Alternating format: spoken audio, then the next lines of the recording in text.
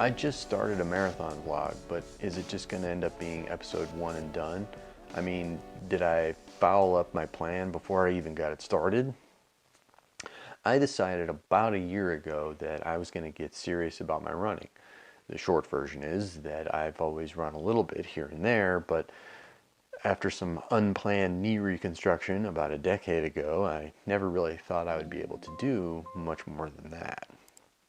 I spent the past year getting really consistent about running 5 and 10K distances and built up to a half marathon last fall. This hopefully continuing series was going to be about my experience in training for a full one. I read some books, I took a course even, I made a plan, ready, set, go. The thing is, over the winter, I seem to have given myself what is either a sprain or tendonitis in my non-surgical knee, or I've given myself a meniscus tear. Thanks, internet. Apparently, my decision to run on the well-plowed but cambered roadways rather than the intermittently shoveled but flatter sidewalks has resulted in some definite knee pain. I wrongly thought that at my current mileage of just around 15 miles a week or less, that it wasn't just going to be that big of a deal. Now, however, rather than cruising into my week 1 training cycle with a well-prepared aerobic conditioning, I instead forced myself to advise myself on what course to follow with respect to what was a nagging soreness and a blah sort of feeling in the knee.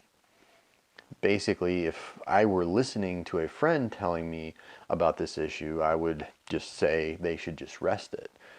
Not to do less miles or avoid cambered roads. I would say rest it. Don't use it. Let it heal as best you can. If the pain doesn't subside, then it's probably worth a visit to a doctor, not the internet. Of course, it took me about a week to take that advice from myself, but I finally realized that I was right all along and I should listen to me. So I took a full week off and then scheduled only just a couple of really light runs on my treadmill that week.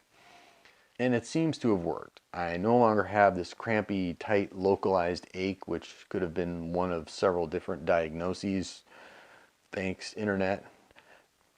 Those extra couple of days gave it that much more rest, and I've revamped my daily recovery routines and my pre-run warm-up. Assuming that the advice that I gave myself works out longer term, meaning this series continues, I'll probably make a video about one or both of those aspects of my training looking ahead.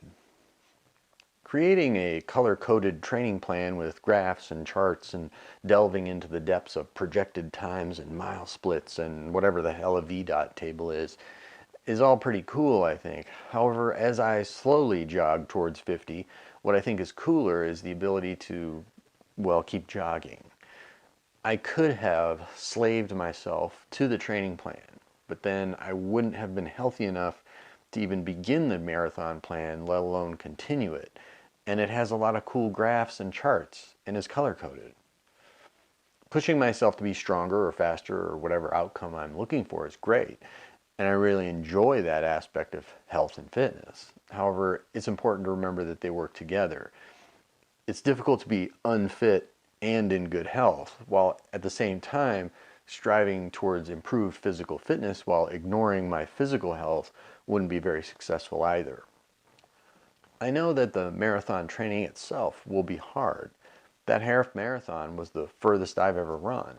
Looking ahead though, what I think may be more challenging for me will be to listen to my body, honestly, and to value, plan, and prepare for those aches and pains that I know will come.